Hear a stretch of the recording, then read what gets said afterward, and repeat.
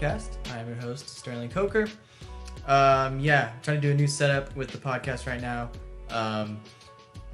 Continually, like I said, every episode, continually just always trying to build and to grow and to revolutionize. That's kind of the mindset I want to have going into this, right? Is to be revolutionary and not evolutionary. So I'm going to be consistently probably changing up the set. I'm hoping maybe the audio quality will be just a little bit better. But like I said, this podcast hopefully will constantly and consistently grow. And so I'll constantly be adding new gear, new technologies to help with the workflow and help with the system, the process, make everything super smooth and super efficient. So aside from that, it's been a nice and productive week like I love. I've been utilizing my office space more, really cranking out this podcast, getting a lot of episodes filmed, recorded, scheduled out, editing all the content, editing all the videos down for Instagram, Facebook, Twitter, pulling different stuff for content like that.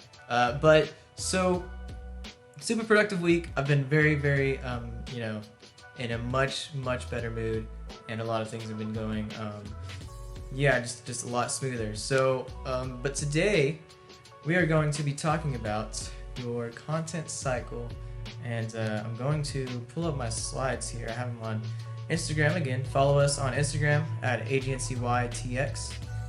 You can check out just all the latest kind of tips and tricks that we have for social media, hashtags, branding, digital marketing, stuff like that. I like to provide valuable content as well as educational content, because once you figure out a lot of this stuff, it's pretty it's crazy. It's interesting with all the stuff that you can do.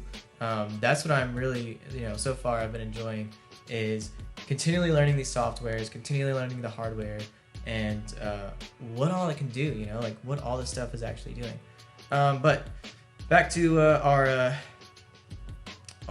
what we were going to talk about for today. Your content cycle. So again, this is another thing that's going to kind of be related to these past couple of episodes, right? We've been talking a lot about pillar content. We've been talking a lot about creating content in an efficient manner, right? Creating, pillar content and then funneling that pillar content onto each different social media platform, creating different, slides and quotes and videos and animated GIFs and stuff like that off of just one piece of content. So,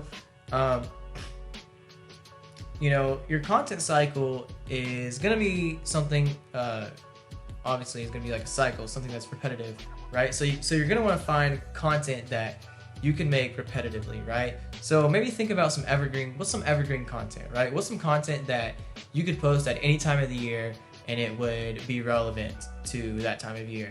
You know what I mean? I hope that makes sense. I want you to kind of think of creating content in that way. Is there, I would even go as far as to say, with content campaigns and scheduling out all of the holidays, right? All of the major US holidays, if they're going to happen, it would be a good idea to, start that content cycle of every holiday, creating content for each holiday for the next, I would say 2 or 3 years down the road, or for 2 or 3 years down the road, excuse me. Basically your content cycle is what you're posting, how you're posting it, where you're posting it, right?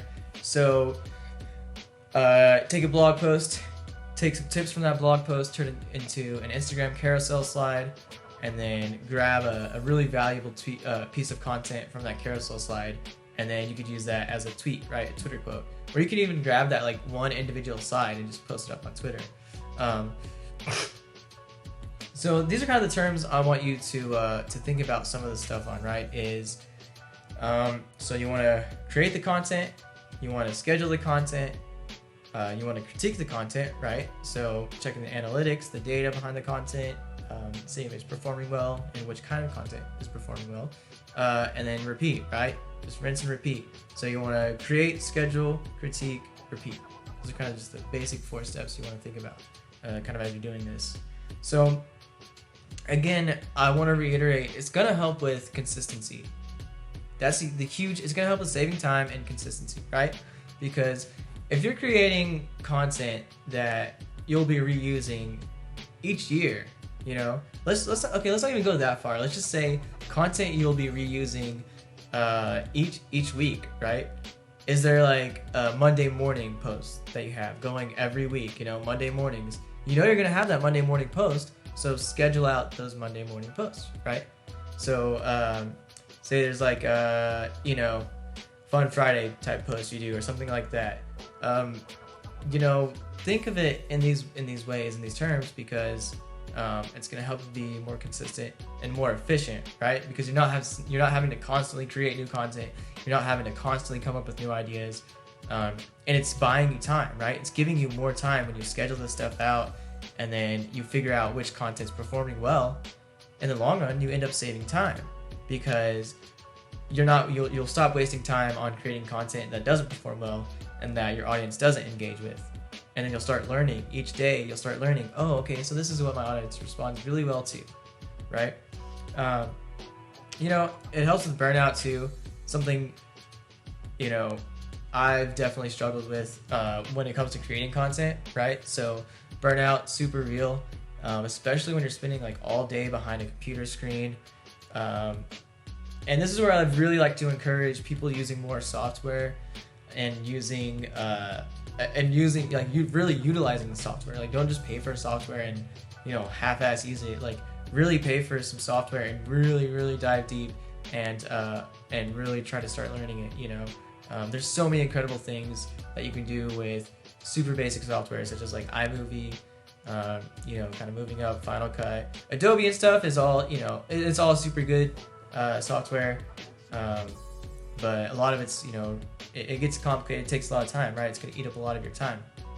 So that's why I really like, you know, Final Cut, iMovie. The more basic, the more simple. Even using Canva as like movie editor, and then of course Headliner. Headliner app is a great app to use for creating consistent content. And it saves you time. It keeps you from burning out, you know, and yeah, you start getting better results. You really start learning the type of content that your audience wants.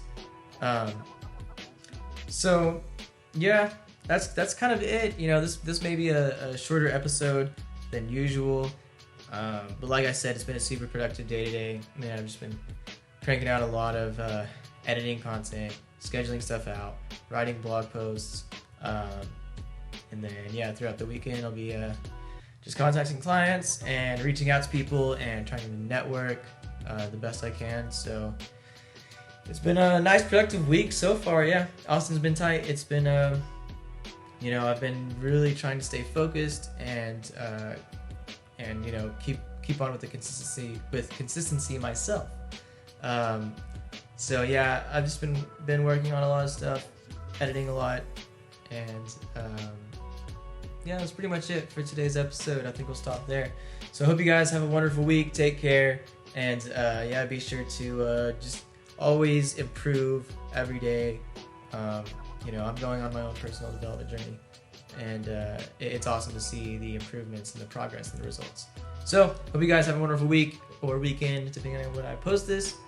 Be sure to follow us at agncytx, and check us out on the website agncytx.com. Peace.